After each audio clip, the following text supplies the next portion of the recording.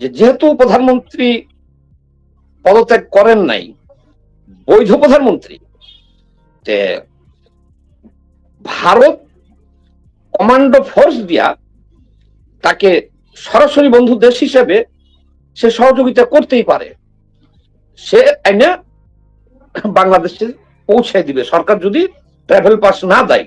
তাহলে সারা দেশের মানুষ এদের হাত থেকে বাঁচার জন্য তো শেখ হাসিনাকে এমনি চাইতেছে, এমনি ডাকতেছে। তাদের যে আশা ভরসা ছিল যে আমরা তারেক রহমানকে তাড়াতাড়ি করে নির্বাচিত করলে আমরা হয়তো বাঁচতে পারবো, কিন্তু তারেক রহমানকে নির্বাচিত করার পরে দেখা গেল যে তারেক রহমান তাদের সাথে হাত মিলিয়ে দিছে। তারেক রহমান নিজেও তালেবানি হয়ে গেছে। তার বাবা যে মুক্তিযোদ্ধা ছিল সেই হিসেবে যে আমরা একটা দেশবাসী আশ্রয় নিয়ে তাকে ভোট দেওয়া হয়েছিল, কিন্তু সেটা পায় নাই। শেখ হাসিনা এই আগস্টে ডাক দিবে জনগণকে এবং আওয়ামী লীগেরদেরকে এয়ারপোর্টে, উনি সরাসরি এয়ারপোর্টে এসে নামবে, এই হলো এক। সেখানে তার প্ল্যান ছিল যে কমপক্ষে 1 কোটি জনতা থাকবে এবং সেই দিনই সরকারের পতন হবে। এরা শেখ হাসিনাকে নিয়ে সরাসরি প্রধানমন্ত্রীর কার্যালয়ে আসবে, উনি বৈধ প্রধানমন্ত্রী। কথাটা কিন্তু আরো 3 মাস আগে বলছি আমি। এখন কিন্তু অনেকেই বলতেছে এবং আকাশে চাঁদ উঠলে যেমন সবাই দেখে, এবং ঘটনা কিন্তু ওই দিকে যেতেছে। ঘটনাটা হলো কি যে 5ই আগস্ট শেখ হাসিনার যে পতন হয়েছে, এই পতনটা কোনো স্বাভাবিক ঘটনা ছিল না। এই পতনটা স্বাভাবিক ঘটনা ছিল না কখনো। তো একটা লোক যখন নেশা খায় দেখবেন, তো ওই নেশার ঘোর যতক্ষণ থাকে ততক্ষণ তার শরীরে দেখবেন একটা স্পিড থাকে, কারণ সে তখন একটা খুনি করে ফেলায়।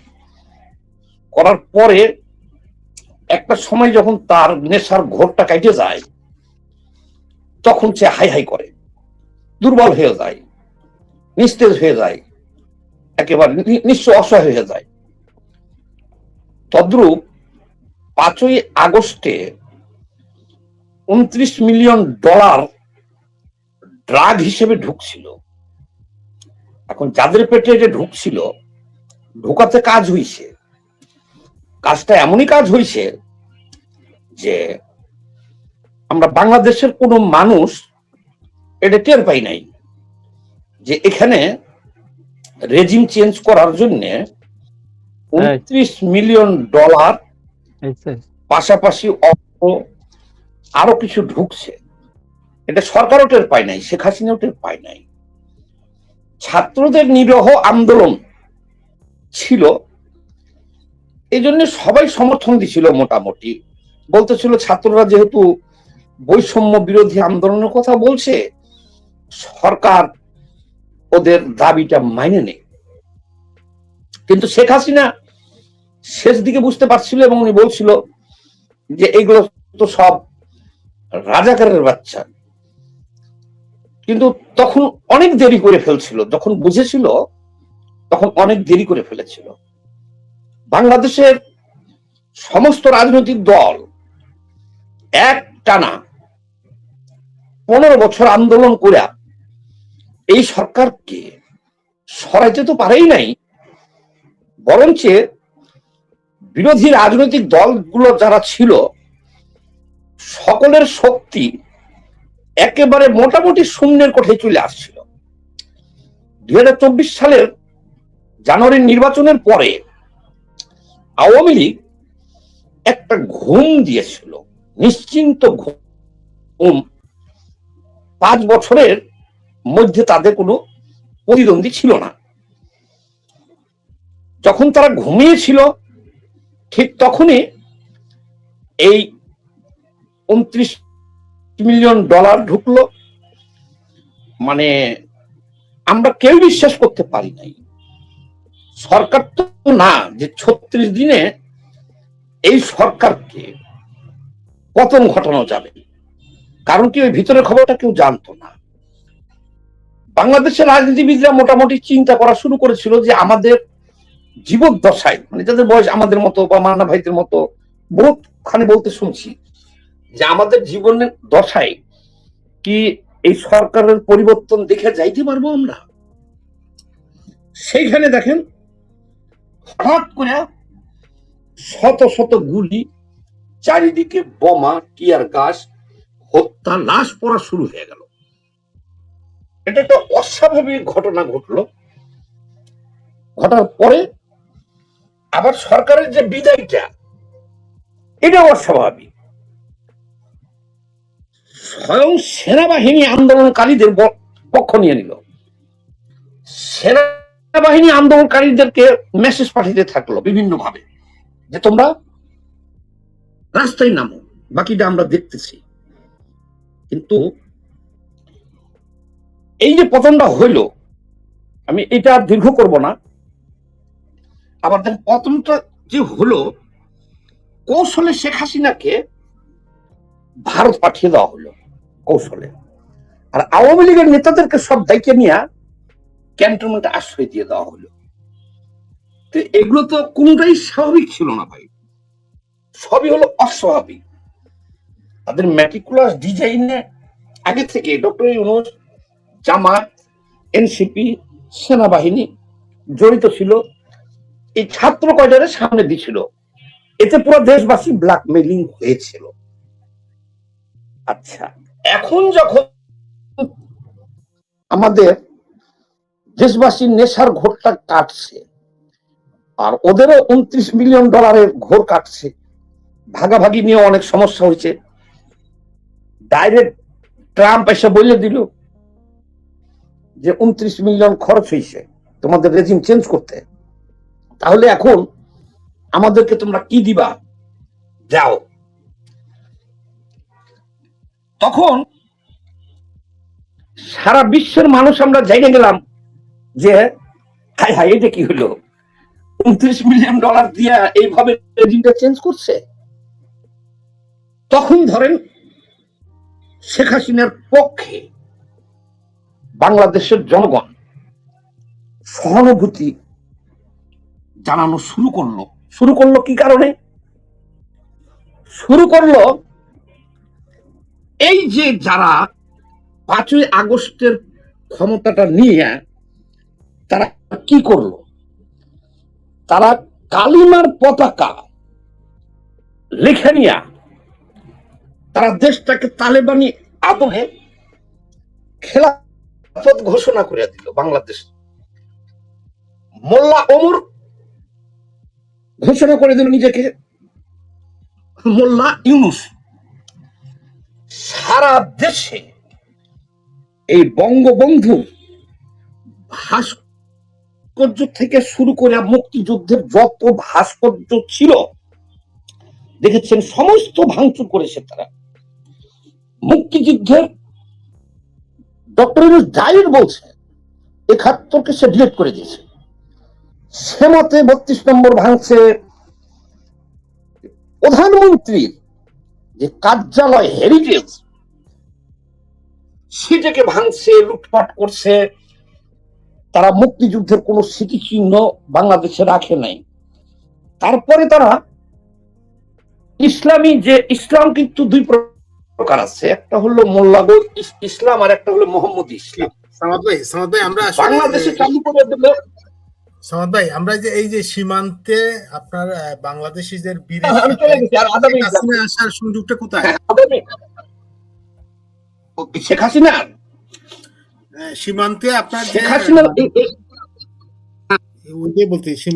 সীমান্তের কথা বলতেছেন। শোনো, আমি ওইদিকে যাইতেছিলাম, তো সংক্ষেপে বলি। দেখেন সীমান্তের কথা যে বলতেছেন, 1 ঘন্টা প্রোগ্রাম, জি সংক্ষেপে বলি আমি।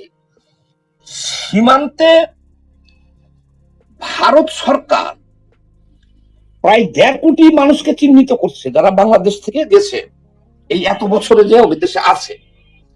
এখন ভারত সরকার বলতেছে যে যারা বাংলাদেশে অবৈধ আছো তোমরা, তারা তোমাদের দেশে ফিরে যাও। এখনো কিন্তু ভারত সরকার ধরপাকড় শুরু করে নাই, ঘোষণা করছে যে তোমরা স্বেচ্ছায় চলে যাও। এখন স্বেচ্ছায় যে হাজার হাজার লোক সীমান্তে জড়ো হইতেছে, তাহলে বাংলাদেশ সরকারের তো উচিত ছিল সীমান্তে যে লোকগুলো এসে বলতেছে, তারা কার্ড দেখাইতেছে, বাড়ি ঘরের ঠিকানা বলতেছে, বাপের নাম বলতেছে, দাদার নাম বলতেছে, অর্থাৎ তারা বাংলাদেশের নাগরিক। কিন্তু এখন কথা হলো যে তারা এই যে সীমান্তে মানবেতর জীবনযাপন করতেছে, কিন্তু তারা সীমান্তে আসার পরে দেখা গেল যে এই দেশটা আর বাংলাদেশ নাই, এই দেশটা হলো পাকিস্তান হয়ে গেছে। এই দেশটা হলো এনসিপির বাপের দেশ, এনসিপির মায়ের ভাতারের দেশ, জামাত শিবিরের মায়ের ভাতারের দেশ। এই দেশটা আর তাদের নাই। অত বড় দুঃসাহস এদের, সীমান্তে পর্যন্ত চলে গেছে নাসির পাটোয়ারি, যে বলতেছে বিজিবিকে নির্দেশ দিচ্ছে যে একজনও বাংলাদেশে ঢুকতে পারবে না। এই দেশটা তো তাদের বাপের দেশ। তারা বাংলাদেশের, তারা খেটে খাওয়া মানুষ, গরিব মানুষ, বিভিন্ন সময় তারা, আমরাই তো জানি আমাদেরই লোকজন সব, আমাদের এলাকার অনেক লোক যায় প্রতি বছর, এখনো গেছে তারা। কিন্তু এবারকার তারা ফিরতে এসে দেখে যে এই দেশটা হলো পাকিস্তান হয়ে গেছে। এই যে জামাত শিবির এনসিপি, এরা ডাইরেক্ট ঘোষণা দিচ্ছে, এটা তো দীর্ঘ আলাপে গেলাম না, সীমান্তের কথাটাই বলি, যে এই দেশটা জামাত শিবির এরা নিজেরা বলছে বাংলাদেশে একজনও ধর্ষণ হয় নাই। কারণ এই যে আমরা বলতেছি 3 লক্ষ ধর্ষণ হয়েছে, ওরা বলছে ধর্ষণ না, ওরা হলো আমাদের বাপ, আমাদের মায়েদের সাথে তারা লাগাইছে, আমাদের জন্ম হয়েছে। এই হলো শিবির, এই হলো জামাত, এই হলো এনসিপি। তারা বলছে এটা আমাদের বাপের দেশ, বরঞ্চ সীমান্তের থেকে তো আসতে দিবই না এই দেশে কাউরে। বাংলাদেশে যারা আছে ভারতীয়, আমরা হলাম ভারতীয়, যারা মুক্তিযুদ্ধের সপক্ষের শক্তি, এদেরকে ভারতীয় চিহ্নিত করছে তারা। এটা হলো পাকিস্তান এখন দিয়া এদেরকে তো হত্যা করা শুরু করেছে, মুক্তিযোদ্ধাদের হত্যা করতেছে, জেলখানায় হত্যা করতেছে, গ্রেপ্তার করতেছে, রাস্তাঘাটের লাশ পড়ে থাকতেছে। আজ এই বাংলাদেশে গান বাজনা, নাটক, সিনেমা সব বন্ধ করে দিয়েছে। আপনি দেখেছেন যে রুমিন ফারহানা শুধুমাত্র বলেছিল যে সিনেমাটা বন্ধ করা ঠিক না, তাকে শাড়ি পরাইয়া মোটা বাঁশ দিয়া তাকে কিভাবে দেখেন মেয়েদের গোপনাঙ্গে বাঁশ ঢুকাই দিতেছে। অর্থাৎ মোটামুটি এখন ভাই আমরা একটা আফগানিস্তানে বসবাস করতেছি। তাহলে সারা দেশের মানুষ এদের হাত থেকে বাঁচার জন্য তো শেখ হাসিনাকে এমনি চাইতেছে, এমনি ডাকতেছে। তাদের যে আশা ভরসা ছিল যে আমরা তারেক রহমানকে তাড়াতাড়ি করে নির্বাচিত করলে আমরা হয়তো বাঁচতে পারবো, কিন্তু তারেক রহমানকে নির্বাচিত করার পরে দেখা গেল যে তারেক রহমান তাদের সাথে হাত মিলিয়ে দিছে। তারেক রহমান নিজেও তালেবানি হয়ে গেছে। তার বাবা যে মুক্তিযোদ্ধা ছিল, সেই হিসেবে যে আমরা একটা দেশবাসী আশ্রয় নিয়ে তাকে ভোট দেওয়া হয়েছিল, কিন্তু সেটা পায় নাই। তাহলে যে সীমান্তে যে লোকগুলো আসতেছে, এখন আস্তে আস্তে তো 10 লক্ষ 20 লক্ষ লোক সীমান্তে জড়ো হবে। এখন তারা কি করবে? তারা তো শেখ হাসিনার সহযোগিতা চাইবো, সারা দেশের মানুষ যেমন সহযোগিতা চাইতেছে। এখন শেখ হাসিনা যদি শুধুমাত্র সে পায়ে হাইকা এই 20 লক্ষ, সে যদি খালি একটা ঘোষণা দেয়, বাংলাদেশের নাগরিক তোমরা যারা আছো জেনুইন, চলো বাংলাদেশে যাই, তাহলে এই 20 লক্ষ জনতার সাথে যদি যশোর সীমান্ত দিয়ে শেখ হাসিনা ঢুকে, বলেন তো ভাই বাংলাদেশের কোন শক্তিটা আছে তাকে আপনারা ঠেকাইতে যাইবেন? আছে কেউ? নাই। তো ঘটনা তো ওইদিকে গেছে। কয়েকদিন আগে ঘোষণা হয়ে গেল যে শেখ হাসিনা বাংলাদেশের প্রধানমন্ত্রী।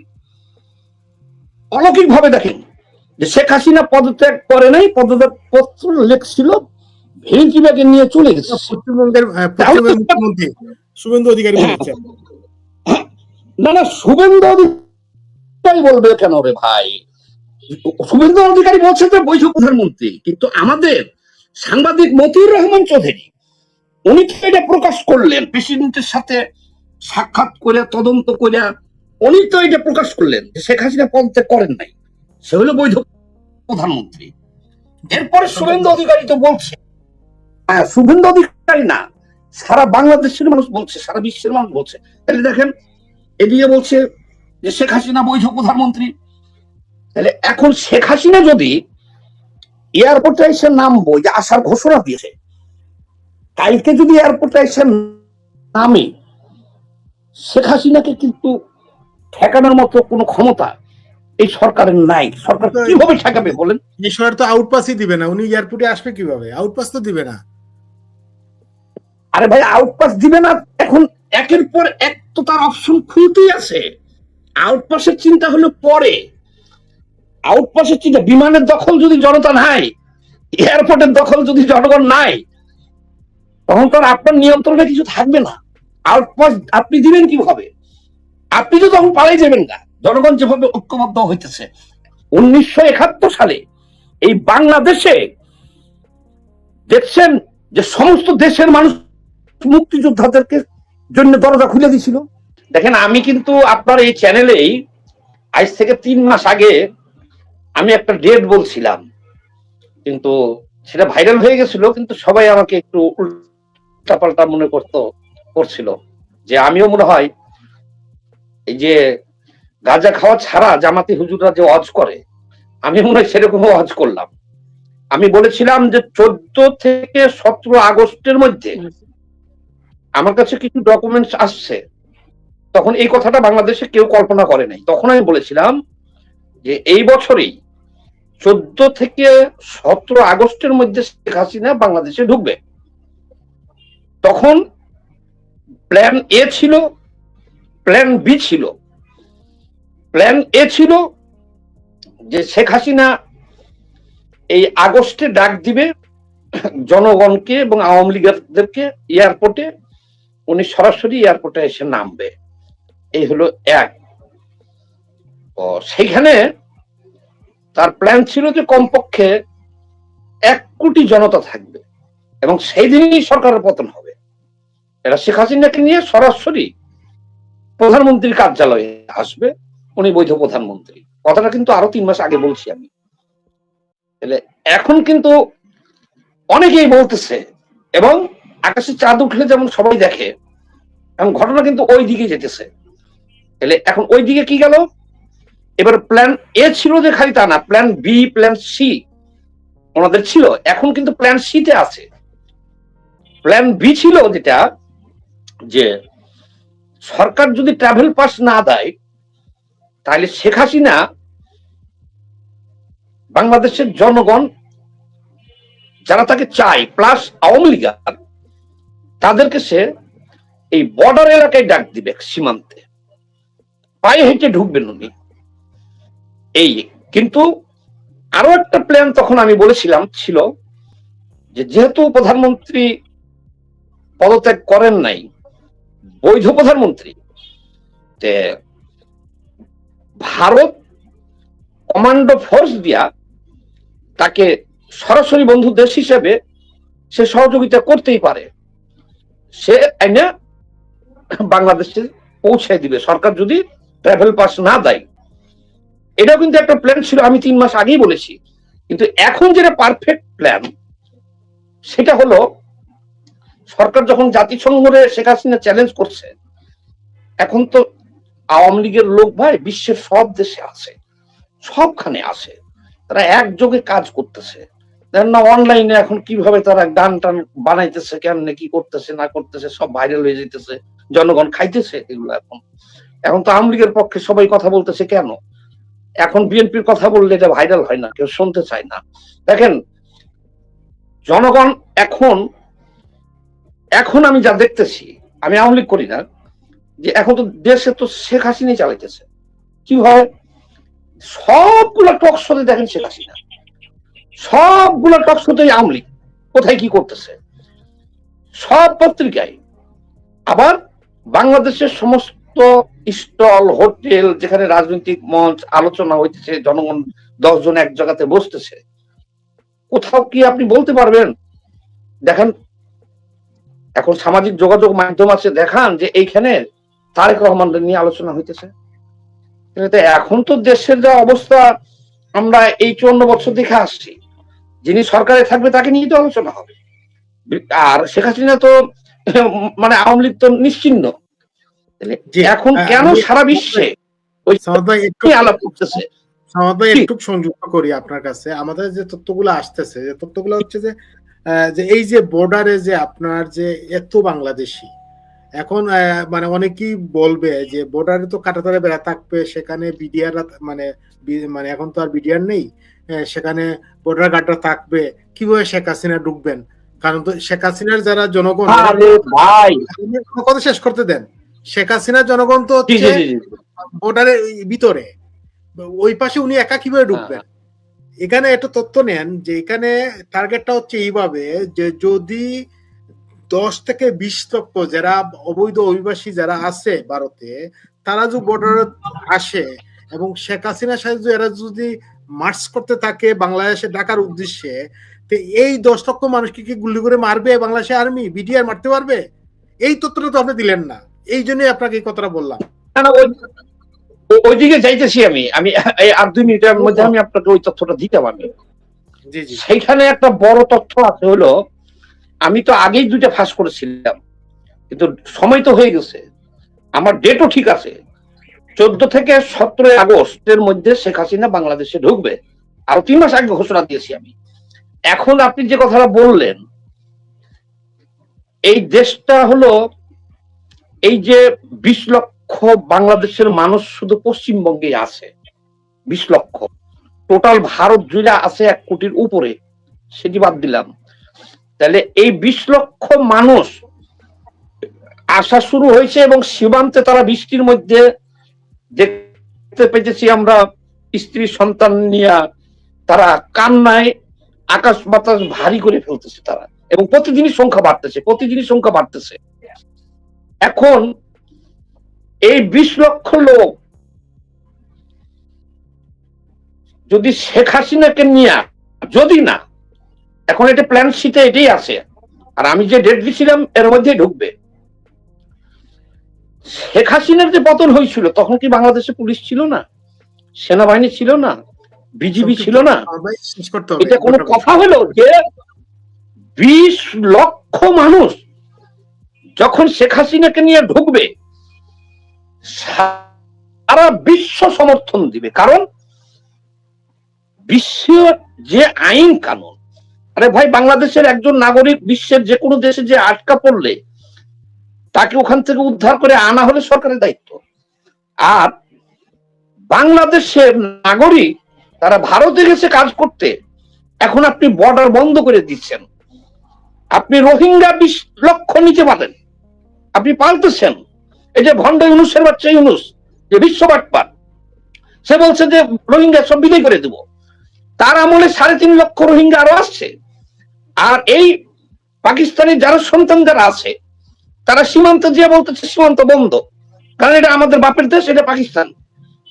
যারা একেবারে বৈধ 20 লক্ষ, এদেরকে আপনি বাংলাদেশে ঢুকতে পারবেন না, ঢুকতে দিবেন না। এই বিজিবি, এই পুলিশ, এই আর্মি দিয়ে আপনি ঠেকাইতে পারবেন, সেদিন কি খেলাটা হইব? আরে ভাই, সেদিন তো সরকার থাকবো কই, আর এই জারক সন্তানরা থাকবো কই, এরাই তো পালাই দেবো। আপনি যে বলতেছেন আমাদের কাছে এগুলো তথ্য আগের থেকে না বলাই ভালো। 20 লক্ষ তো উনি সাথে নিয়ে আইবো, বা 10 লক্ষই নিয়ে আইবো। শেখ হাসিনা তাদের অসহায়, তাদের পাশে দাঁড়াই বসে খালি। আর বাংলাদেশ থেকে কত লক্ষ যাইবো সীমান্তে, এই খবর তো আমরা পাইতেছি যে বাংলাদেশের জনগণ তো এখন উল্টে গেছে 360 ডিগ্রি অ্যাঙ্গেলে। আমি যে ডেট দিচ্ছিলাম এটা ঠিক আছে, আগস্ট মাসে 14 থেকে 17 মধ্যে শেখ হাসিনা বাংলাদেশে আসবে, কিন্তু তার আশাটা এখন আরো সহজ হয়ে গেছে, এখন সরকারের উপর নির্ভরশীল না। এই অসহায় মানুষগুলাকে, এই যে পাকিস্তানি জারক যারা বাংলাদেশে আছে, যারা অবৈধ সন্তান, যাদের বাপ হলো পাকিস্তানে, এরাই তো এই ঘটনাটা ঘটেছে। তাহলে এই অসহায় মানুষদের পাশে শেখ হাসিনা যখন দাঁড়াইব, সারা বিশ্বই তো সমর্থন পাইব সে, কারণ তার আশাটা তো আরো সহজ হয়ে গেল। এই বিজিবির সামনে যাওয়ার তো সাহস পাইব না, কারণ বাংলাদেশ থেকেও লক্ষ লক্ষ লোক সেখানে অংশগ্রহণ করবে। এবং আমি কোনো ফাউল তথ্য দিই না, আমি 3 মাস আগে, মানি ভাইও জানে, আমি এই ডেটটা ঘোষণা করেছিলাম এখন কিন্তু সেই দিকে যাইতেছে, সেই দিকে চলে গেছে। আমাদের চ্যানেলে বলছেন ভাইরাল হয়েছে ভিডিওটা। জি জি জি, এখন দেখেন ঘটনা কিন্তু সেই দিকে চলে গেছে। এখন নিষেধাজ্ঞা আর আছে আওয়ামী লীগের উপরে। ঢাকায় মিছিল বাইর হইবে, আগে বলে দিলাম আপনারে, কোন পুলিশ সামনে যাইব না। যে প্রিপারেশন চলতেছে ঢাকায়, চিটাগাং, নোয়াখালী, কুমিল্লার পরে এই যে ঢাকায় প্রিপারেশন চলতেছে, আছে নিষেধাজ্ঞা আওয়ামী লীগের উপরে। আপনি করেন ভাই, আমি এটা বুঝলাম না, আপনি করেন বাংলাদেশের কমিউনিস্ট পার্টি মার্ক্সবাদীর সভাপতি, আপনি আওয়ামী লীগের তো খবর পান কিভাবে? আরে ভাই, এখন আমরা তো গণমানুষের সাথে থাকি সারাদিন। আমাদের রাজনীতিটাই তো হলো গরিব মানুষের, গণমানুষের রাজনীতি। তারা সব এটি বলতেছে, এখন এটা বলতে যেয়ে তখন আমি আওয়ামী লীগ হয়ে গেলাম না, কিন্তু আমি যেটা বলতেছি সেটা তো দেখতেছেন যে শতভাগ বলতেছে। আর আমাদের তো বাঁচতে হবে ভাই। এখন দেশে যেভাবে বলাৎকার চালু হয়েছে, এখন তো যে কোনো মুহূর্তে হুজুরদের দ্বারা রাজনীতিবিদরা বলাৎকারের শিকার হইতে পারে।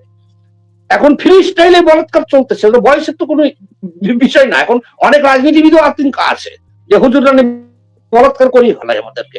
ফ্রি স্টাইলে বলাৎকার চলতেছে বাংলাদেশে, ধর্ষণ চলতেছে, হত্যা চলতেছে। তাহলে এখান থেকে বাঁচতে গেলে মুক্তিযুদ্ধের সপক্ষের শক্তি আমরা তো ভাই এখন কথা বলতে পারতেছি না। একজন সেটিং এমপি কে কি করছে দেখলেন তো, আজকে আরেকজন করছে, আমাদের এক ছোট বোন, ওই যে ফারজানা মনে হয় নাম, ওই রুহিন ফারহানের মতো আজকে দেখলাম তারও একই অবস্থা করছে, শান্তা ফারজানা, আমাদের এই পল্টনে। তাহলে এখন এত খবর আমাদের কাছে আসে কি কারণে? আমরা তো ভাই সবচেয়ে বেশি বিপদে আছি, কারণ এদের তো পরিকল্পনাটা এরকম, ৭১ ডিলিট করছে এবং মুক্তিযুদ্ধের সপক্ষের শক্তি যারা আছে এদেরকে হত্যা করবে, আর না হলে এদেরকে দেশ থেকে বাধ্য করবে, ইরানে যেরকম করা হয়েছিল। এখন তো বামপন্থীর উপরে, কমিউনিস্টদের উপরে, মুক্তিযুদ্ধের সপক্ষের শক্তির উপরে এখন তো এই দিকেই যাইতেছে। এখন আমরা সবাই ভাই, যদি আওয়ামী লীগ বলেন আওয়ামী লীগ, যদি বলেন যে কমিউনিস্ট কমিউনিস্ট, যদি বলেন দেশপ্রেমিক দেশপ্রেমিক, আমরা কিন্তু এখন সব এক, এই পাকিস্তানি জারজদের হাত থেকে দেশটাকে উদ্ধার করার জন্য। এখন যদি শেখ হাসিনার সহযোগিতা নেওয়া লাগে আমরা নিতে রাজি আছি। এখন যদি আমাদের দরকার হলো বাঁচার, নিঃশ্বাস ফেলতে পারতেছে বাংলাদেশ চারিদিকে শিশু ধর্ষণ, বলাৎকার, হত্যা, আর যে কোনো মুহূর্তে ধর্মের ট্যাগ দিয়ে আমাকে হত্যা করতে পারে, যে কোনো মুহূর্তে যে কোনো মানুষকে। এখন লিল্লাহে তাকবীর আল্লাহু আকবার বলে যে কোনো মানুষকে হত্যা করতে পারে। এখন আমরা রাস্তায় বেরোলে গা ছমছম করে, একজন কথা বলতে লাগলে ডাইনি বর্মে চাইতে হয়। এখন তো এটা তালেবান রাষ্ট্র হয়ে গেছে, আর এই কারণেই তো নিজ দেশের মানুষকে ঢুকতে দিবে না। তাহলে ওখানেই তো শেখ হাসিনার দরকার, ওখানেই দরকার। আমার সাথে আরো কিছু লোকের সাথে দেখা হয়েছে, এই তথ্যটা আমি দিয়ে দিই। এই যে নিমতলে ট্র্যাজেডি হয়েছিল, শেখ হাসিনা দায়িত্ব নিয়েছিল কয়েকটা মেয়ের, তাকে মা ডাকে, তাকে এবং মা হিসেবে যা করার দরকার ওই মেয়েগুলার তা করছে। যে ধর্ষিতা পূর্ণিমা ছিল, পূর্ণিমাকে মেয়ে হিসেবে নিয়েছে, প্রতি মাসে তাকে নিয়ে আসতো গণভবনে। এই এরকম কত মেয়ের দায়িত্ব শেখ হাসিনা নিচ্ছে, কত তাদের খবর কি এখন? তারা কি শেখ হাসিনার জন্য দোয়া করবে? তারা শেখ হাসিনার জন্য কাজ করবে নাকি তারেক রহমানের জন্য কাজ করবে? তাহলে শেখ হাসিনা যদি খারাপ কিছু করে থাকে, এরকম অসংখ্য ভালো কাজ করে রেখে গেছে। এখন আমরা শেখ হাসিনার শত্রু, আমি শেখ হাসিনা জেল খাটছি, তাহলে এখন আবার শেখ হাসিনা কথা বলতেছি, শেখ হাসিনা কথা বলতেছি না, আমরা বাঁচতে চেয়েছি। এখন বাঁচার মতো পরিবেশে নাই আমরা এখন। ওই কমিউনিস্ট পার্টিকে যেভাবে নির্মূল করছে ইরানে, স্বাধীনতার সপক্ষের শক্তিকে এরা পরিকল্পনা করে জেলখানায় হত্যা করতেছে, বাহিরে হত্যা করতেছে, কথা বলার সুযোগ দিতেছে না, এই দেশে গান বাজনা সিনেমা নাটক সব বন্ধ করে দিছে। আমরা তো আফগানিস্তানের দিকে যাইতেছি। সেখান থেকে বাঁচার জন্যই, ওখান থেকে বাঁচার জন্যই আমাদের এই অবস্থান। এবং আমার ডেট ঠিক আছে, আগস্টে শেখ হাসিনা বাংলাদেশে যদি না ঢুকে তখন আমাকে জিজ্ঞেস করবেন। আগস্টে শেখ হাসিনা যদি বাংলাদেশে না ঢুকে তখন আমাকে প্রশ্নটা করেন, আপনি ৩৯ বছর রাজনীতি করেন আর ৬ মাস আগে ঘোষণা দিছিলেন, কই এখন তো ঢুকে নাই। আমার সম্ভাবনা আগস্টের আগে করতে পারে, আগামীকালকে করতে পারে, এটাই এখন দেখতেছি। আমি আগস্ট তথ্য পাইছিলাম, এখন দেখি যে কোনো মুহূর্তে ঢুকে যেতে পারে। ধন্যবাদ। ধন্যবাদ ধন্যবাদ। আমি যাব মুক্তা সুলতানা। আসলে তরুণরা কি ভাবছে আসলে শেখ হাসিনা ফিরে আসার ব্যাপারে? মুক্তা সুলতানা, বাংলাদেশে কি একটু আনমিট করতে হবে? বাংলাদেশে কি আপনার তরুণরা, আপনি যে কথা বললেন যে ভুলটা তরুণরা করেছিল আপনার তথাকথিত জুলাই আন্দোলন নামে, সেই ভুল কি শুধরানোর চেষ্টা করবেন? একটু আনমিট করেন, ভুল শুধরানোর জন্য কি আপনারা তরুণরা আবার রাজপথে নামবেন? এই বিষয়ে কি বলেন? সংক্ষিপ্ত 2-3 মিনিট বলেন। ধন্যবাদ। হ্যাঁ, আমি তো আমার কথা বলে দিলাম। আমার যদি সম্মুখ সারিতে, যদি না আমি আমার সম্মুখ সারিতে যতটুকু করার দরকার মাননীয় প্রধানমন্ত্রী শেখ হাসিনার জন্য আমি ততটুকু করব। এবং আমি আপনাদের জানাতে আমি বলছি, আমি একটা কাউন্সিলিং ডিপার্টমেন্টে আছি, একটা কনসালটেন্সি ফার্মে। প্রত্যেক দিন সেখানে শত শত শিক্ষার্থী আছে, আমি প্রত্যেক দিন তাদের ওপিনিয়ন নেই, আমার কাজের সুবাদেই হোক যেভাবেই হোক, আমি প্রত্যেকদিন তাদের সাথে কোনো না কোনো ভাবে বর্তমান সরকার, বর্তমান রাজনৈতিক অবস্থা এবং জুলাই আন্দোলন এইগুলো সম্পর্কে যখন কথা বলি, আমি কোনো না কোনো ভাবে তাদেরকে কনভিন্স করি এবং তাদেরকে বোঝাতে সমর্থ হই যে শেখ হাসিনাই ভালো ছিলেন। এবং তারা শেষ পর্যন্ত স্বীকার করেন, যারা জুলাই আন্দোলনে অংশগ্রহণ করেছিলেন, যে শেখ হাসিনাই ভালো ছিলেন, তাকে আবার ফিরিয়ে আনতে হবে। এবং এরকম বহু শিক্ষার্থী আছে যাদের ফোন নাম্বার আমি কালেক্ট করে রেখেছি। প্রয়োজনে যখন শেখ হাসিনাকে ফিরিয়ে আনার আন্দোলন হবে তখন আমরা রাজপথে নামবো ঐক্যবদ্ধ হয়ে। আর শেখ হাসিনাকে আসলে আমরা বারবার বলছি ফিরিয়ে আনবো, তাকে ফিরিয়ে আনার কিছু নাই। তিনি অলরেডি ফিরেই আছেন, তিনি বাংলাদেশেই আছেন। আমরা যেদিকে তাকাই সেদিকেই কিন্তু শেখ হাসিনার উন্নয়ন যেদিকে, মানে আমরা শেখ হাসিনাময় বাংলাদেশ বলতে পারি। আপনি উন্নয়ন বলেন যেদিকে তাকান, রাস্তাঘাট, ঢাকার রাস্তায় যদি যাই, মানে প্রতি মুহূর্তে আমাদের শেখ হাসিনার কথা মনে করতে, সেটা আপনি বিরোধী দল হন বা শেখ হাসিনাকে অপছন্দ করেন, যাই করেন না কেন, তাকে আপনার স্বীকার করতে হবে এবং তার কথা ভাবতে হবে। 1 মিনিটের জন্য হলেও তাকে চিন্তা করতে হবে। তিনি যে উন্নয়ন করে গেছেন, আমার মনে হয় না বাংলাদেশে কোনো সরকার সেটা পারবে। সরকারি টাকায়, জনগণের টাকায় সবাই উন্নত করতে পারেন না বা উন্নয়ন করতে পারেন না। যে জনগণের টাকা সবাই পাচার করছেন, যেটা আমরা বিগত 2 বছর 2.5 বছরে দেখেছি।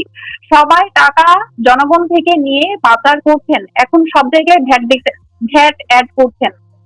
ব্যাংকের বীমা করতে গেলে, ব্যাংক অ্যাকাউন্ট করতে গেলে ভ্যাট দিতে হবে। সবজিওয়ালাদেরও নাকি প্রতি 1000-এ 2 টাকা করে ভ্যাট দিতে হবে। সব জায়গায় ভ্যাট বসানো হচ্ছে। তেলের দাম বাড়ানো হয়েছে, গ্যাসের দাম বাড়ানো হয়েছে, বিদ্যুতের দাম বাড়ানো হয়েছে। জনগণের জীবনের দাম কিন্তু বাড়েনি, জনগণের জানমালের নিরাপত্তা কিন্তু বাড়েনি। আর আরেকটা কথা যেটা বলছিলাম, যে বলাৎকারের যে বিষয়টা, যেটা স্যার বললেন, সামাদ স্যার, বলাৎকার এবং শিশু ধর্ষণের যে ব্যাপারটা, এই বিষয়গুলো নিয়ে কিন্তু মোল্লা যারা আছেন বা দাড়ি টুপিওয়ালা লেবাসধারী ধর্ম ব্যবসায়ী যারা আছেন, এরা কিন্তু রাস্তায় নামে না। ওই বলাৎকারীদের বিরুদ্ধে কিন্তু রাস্তায় নামে না। রাস্তায় নামে সিনেমা বন্ধ করার জন্য, কোন সংস্কৃতি বাংলাদেশে, মঙ্গল শোভাযাত্রার এগেইনস্টে তারা নামে, পহেলা বৈশাখের এগেইনস্টে তারা নামে। কিন্তু তারা কিন্তু যখন ধর্ষিত হয় একজন 5 বছরের শিশু, 3 মাসের শিশু, তারা কিন্তু একজন ধর্ষিত শিশুর পক্ষে নামে না। যখন মাদ্রাসায় একজন 5 বছরের শিশু বলাৎকারের শিকার হন, তখন কিন্তু তারা রাস্তায় নামে না।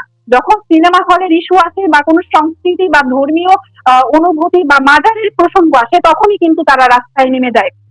তাদেরকে ধিক্কার জানায়।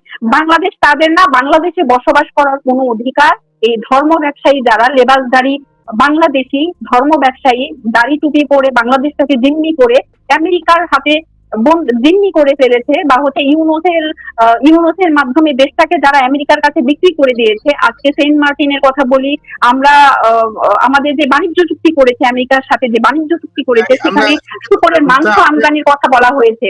অনুষ্ঠানে বলবেন এসে, আজকের সংক্ষিপ্ত তবে 1 ঘন্টার প্রোগ্রাম আমাদের, যে মানিক বাকি এখন জি 2 মিনিট। জি ঠিক আছে। আমি আসলে আমার ক্ষোভের কথাগুলো শেষ করতে পারছি না। আমি আসলে এটাই বলবো শেষ পর্যন্ত, বাংলাদেশের জনগণকে বলতে চাই, বাংলাদেশের সারা 20 কোটি নাগরিককে বলতে চাই, যখন শেখ হাসিনা প্রসঙ্গ আছে তখন আমি শেখ হাসিনা, আমরা প্রত্যেকেই শেখ হাসিনাকে ফিরিয়ে আনার আন্দোলনে আমরা সবাই রাজপথে নামবো। আর হ্যাঁ, বাংলাদেশের জনগণ আপনার প্রস্তুতি নেন, শেখ হাসিনা আসছে এবং শেখ হাসিনাকে আমরা সসম্মানে বাংলাদেশে ফিরিয়ে আনবো, বাংলাদেশের মানুষের জন্য, বাংলাদেশের মানুষের কল্যাণের জন্য, বাংলাদেশের মানুষের ভাগ্যের উন্নয়নের জন্য। জয় বাংলা, জয় বঙ্গবন্ধু। যে কোনো মুহূর্তে ঢাকায় একটা সমাবেশ শুরু হইতে পারে গণজাগরণ মঞ্চের মতো, যে শেখ হাসিনা ফিরে না আসা পর্যন্ত এই সমাবেশটা কিন্তু আর শেষ হবে না। এখানে গণজামায়াতটা 5 লাখ 10 লাখ 20 লাখ হইতে হইতে 50 লাখ 1 কোটি হয়ে যেতে পারে। এই শেখ হাসিনা না আসা পর্যন্ত এই সমাবেশটা কিন্তু শেষ হবে না এবং সরকার অচল হয়ে যেতে পারে। আমরা চারিদিকে এই আভাসটা পাইতেছি, আমি আপনাকে এটা দিয়ে দিলাম। যে কোনো মুহূর্তে আজকে থেকে শুরু হতে পারে। দেখবেন যে 50 জন শ্রমিক। জি জি জি, সামাদ ভাই অনেক কথাই বলে ফেলছে আসলে।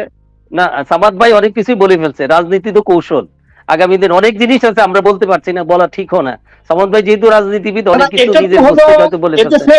অনেক বিষয় আছে যেগুলো হয়তো আমরা আগামী দিন অপেক্ষা করছি, পরিস্থিতি বলে দিবে কোথায় কিন দিকে কি হচ্ছে। ধন্যবাদ। এই সমাবেশটা হবে কেন হবে? হবে হলো পাকিস্তানি যে সমস্ত জারক সন্তান আছে, বাংলাদেশটাকে যারা আফগানিস্তান বানায় ফেলছে, মানুষের সমস্ত মাজার ভেঙে ফেলছে, গান বাজনা বন্ধ করে, অর্থাৎ টোটাল বলাৎকারের শাসন কায়েম হয়েছে। আরে ভাই, এখন তো আমরা বাংলাদেশ না, এটা একটা মিনি আফগানিস্তানে আছি। এখন আমরা যেটা দেখতেছি, আমি যা পাইছি যে কোনো মুহূর্তে একটা সমাবেশের ডাক আসতে পারে ঢাকায়, এবং এটা শেখ হাসিনা না আসা পর্যন্ত এই সমাবেশ আর ভাঙবে না, ভাঙার ক্ষমতা কারো নাই। প্রতিদিনই সারা দেশ থেকে এখানে যোগ দিবে, এরকম একটা অবস্থা আমরা দেখতেছি। এবং এই তথ্যটা সরকারের কাছে অলরেডি চলে গেছে। এখন কিন্তু আগামী 1 মাসের মধ্যে দেখবেন এনসিপির উল্লেখযোগ্য নেতা কেউ বাংলাদেশে থাকবে না। উপদেষ্টা তো পালাইবই, তারাও থাকবে না, পালাই যাবো সব।